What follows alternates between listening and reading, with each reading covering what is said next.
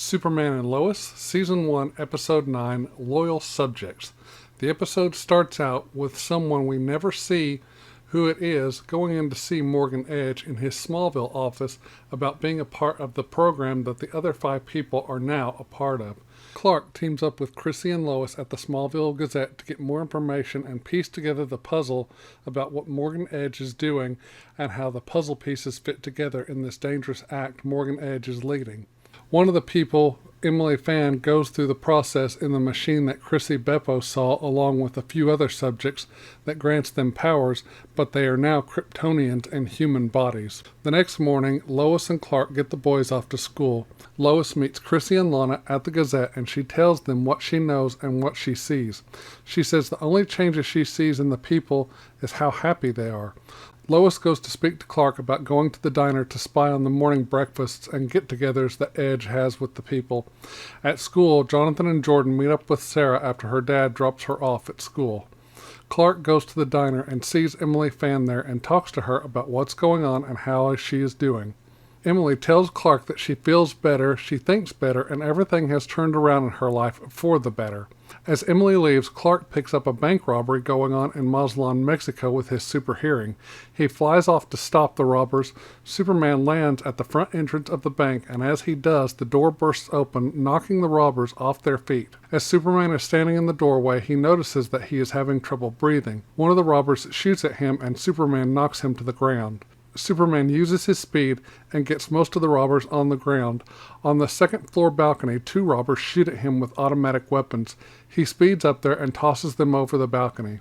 As he's back on the ground floor, he notices once again his breathing is abnormal. One of the robbers gets back up and shoots Superman in the back. He turns around and the robber keeps shooting at him. The robber keeps shooting at him until Superman falls to the ground unconscious. 2 of the bank personnel look and see Superman on the ground and look back at each other with a very worried look on their faces. Some of the robbers notice Superman is down and they get up and try to finish up the job. One of them grabs an automatic weapon and starts firing at Superman again to try and keep him down as the others finish the job. Superman is slowly starting to come to. He rises to his feet, and the robbers see him hovering over them, and he uses the energy he has to knock them to the ground. The people and personnel in the bank get up and start clapping and thanking Superman. The police enter the building, and one of the officers goes over to Superman and asks if he is okay. Superman responds by saying he will be. He thanks the officer, and he flies back to Smallville. Lois comes into the Gazette with coffee for her and Chrissy. Chrissy tells her that Edge just sent someone over for a major ad buy in tomorrow's paper for more recruits for his program, in fact, twice as many. Lois heads towards the door and tells Chrissy she's going to make a scene. Lois goes to Edge Intercorp and walks in and causes quite a scene, telling everyone that they don't want anything to do with what he is offering, and she tells them to walk away. He asks the group to give him and Lois a minute. She confronts him on what he is really doing, and he threatens her with Superman turning on humanity as John Irons predicted. Back at home, Clark has his shirt off and he has bruises everywhere from where the bank robber's bullets hit him, plus he has a little bit of swelling, so he's putting ice on his wounds. Lois comes into the house and walks into the kitchen and sees the wounds all over his body and about freaks out. He tells her he went to stop the bank robbery and got hit with regular bullets, not kryptonite bullets. They both decide they need to call General Lane, thinking that all of the bruises, the swelling, and Clark's breathing may be because of the kryptonite gas that was used on him. At school, Jordan is helping Sarah practice for the musical review, which is tonight at the school, and all of a sudden he sneezes, and when he does, he realizes what comes out is frozen. He gets scared and runs off, and in the hallway he sneezes again, which once again, it is ice, and he grabs his device and calls his dad. Clark races to the school, and he shows his dad what's going on. Clark looks at him with a worried look and tells Jordan that he's been infected as well, and he takes Jordan home. At home, Lois does what she can to warm Jordan up. Clark tells both Jordan and Lois whatever synthetic kryptonite was used on him, apparently it is communicable like a virus and has spread to Jordan. General Lane shows up and says that whatever is happening wasn't supposed to happen, and Lois is very upset. Clark asks how they fixed this, and General Lane tells them that his doctors and scientists at the DoD are currently working on it. At school, Jonathan runs into Sarah and she tells him that Jordan just ran out of there and wonders where he went and why he is not back yet. The musical review is going to be starting soon, and so Jordan goes to find his brother. At Edge Intercorp, Lana finds Emily and asks how it's going with the program, and all Emily can do is praise the program and Morgan Edge. After talking with Emily, Leslie Larr and Morgan Edge both confront Lana on supplying information about Morgan Edge and his program to Lois Lane. Edge decides to make Lana an offer, the same one he made to the other candidates of his program, and he tells her that whatever the outcome of her decision, it will change her life forever. Jonathan comes home and sees what's going on with Jordan. Jordan says he has to get back to school to be there for Sarah during the musical review. Lois and Clark stop him. Jordan sneezes again, and the result freezes part of the wall and his side table lamp. Jonathan is scared and asks what's happening to his brother. Jordan says it is getting harder to breathe, and Clark tells Lois that they cannot wait for General Lane, and he flies him to the Fortress of Solitude to get help. As Clark leaves with Jordan, Lois goes down to have words with her father, and she tells him with all that's going on, and that he built weapons to try and kill the people she loves, that he's not welcome there anymore. Clark gets Jordan to the fortress. Clark tells the Kryptonian AI that Jordan has been infected with kryptonite and it is affecting his breathing.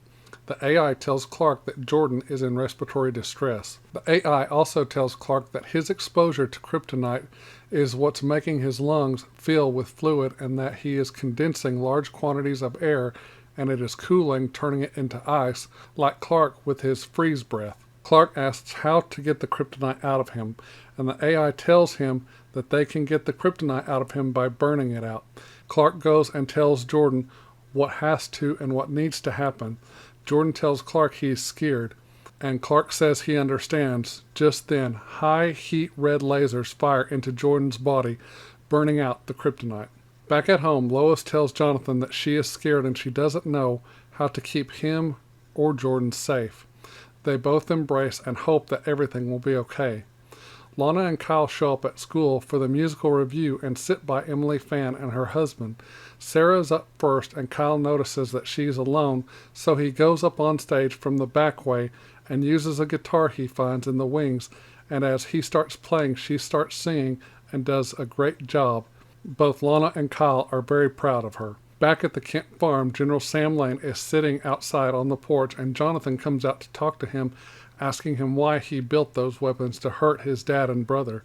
The general gives his reasons, which doesn't satisfy Jonathan at all, and he goes back into the house, calling his grandfather a coward. Back at school, as Emily's daughter is singing, she gets up after hearing a sound almost as if she is being called by something and leaves the school. Lana, Kyle, and Sarah all notice her leave, and Kyle follows her to see if everything is okay. At Edge Intercorp, Leslie shows Morgan Edge a news article on her tablet that Superman struggles to take down bank robbers, and Morgan Edge tells Leslie that he just activated some of their subjects to go after Lois Lane. Back at the Fortress of Solitude, Jordan is still undergoing the treatment of having the kryptonite being burned out of him by the red laser beams treatment. Finally, it comes to an end, and Clark says it's over, and he tells him that he's proud of him for going through that, even though it was very painful. At the farm, General Lane is inside his vehicle and is on the phone with the DOD, and he's being told that they don't know how long it will affect Superman or Jordan.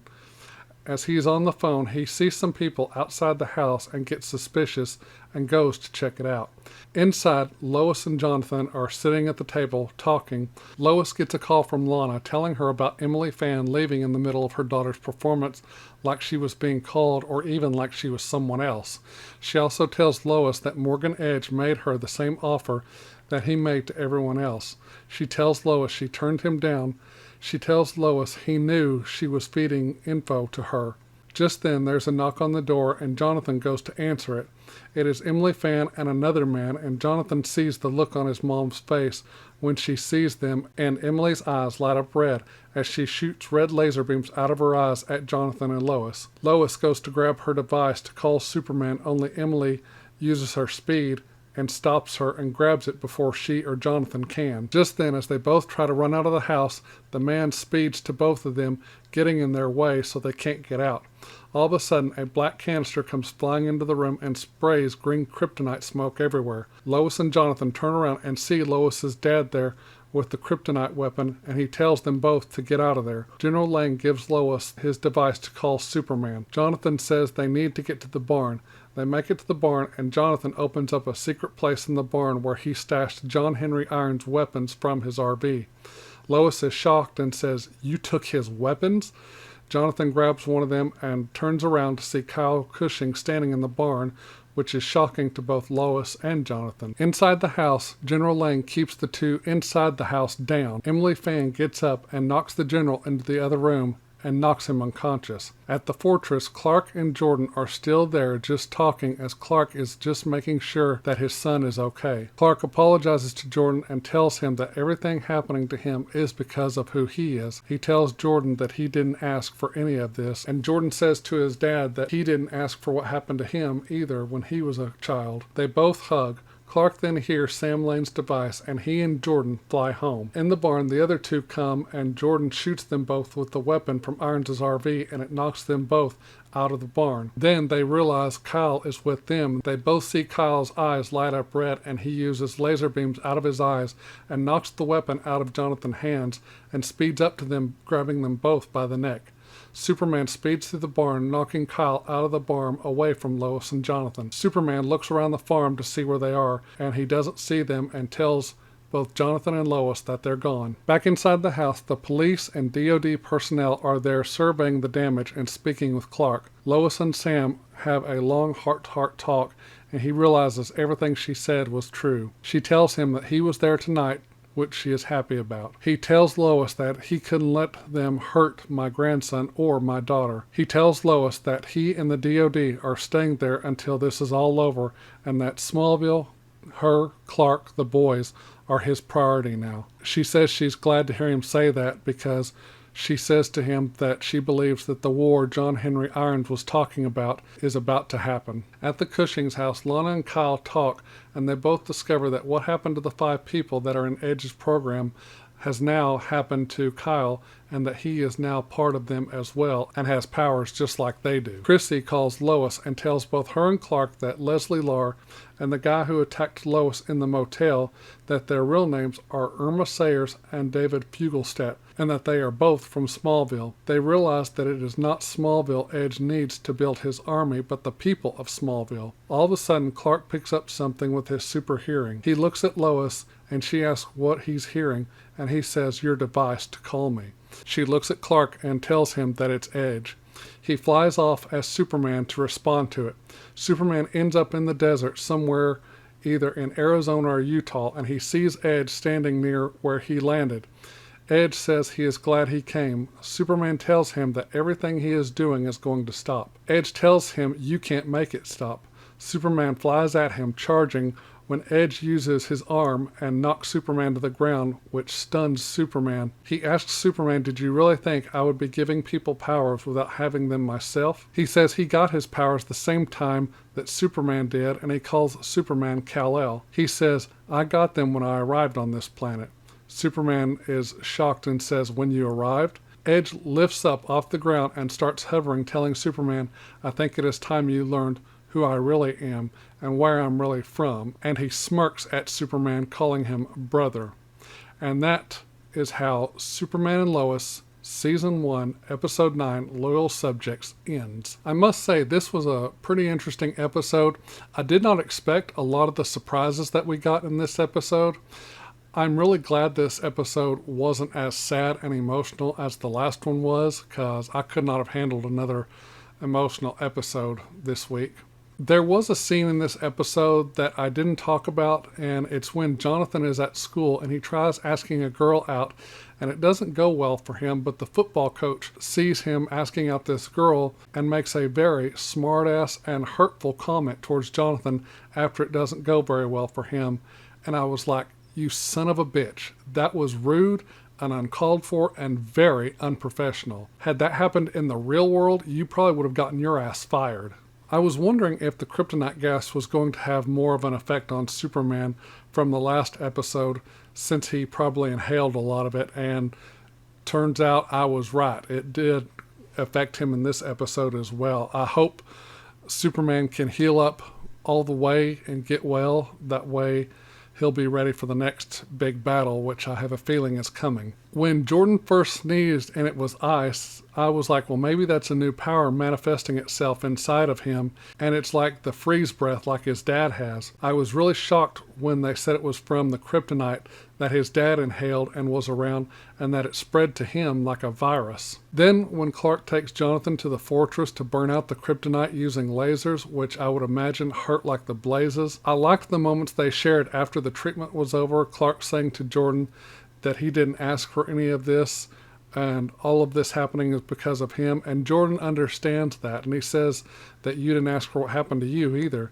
I thought those were some great touching scenes and great moments between father and son, and I just thought those were great character building scenes for both those characters. One thing I wasn't expecting is for Kyle Cushing to go through the program and have powers like he does now. That was a real shocker when it happened. But I must say the biggest and most shocking part of this episode came at the end when we learned that Morgan Edge has powers as well, and that he is like Superman, not from this earth. I was not expecting that at all, so I wonder if he and the black-suited Superman are going to team up, or if somehow maybe Morgan Edge is somehow the black-suited Superman from John Henry Irons' Earth, and that he's the one who's really responsible for all the mayhem and destruction on his Earth. It will be interesting to see the next few episodes and how it all plays out. So for Superman and Lois, Season 1, Episode 9, Loyal Subjects, I'm going to give this episode a solid A.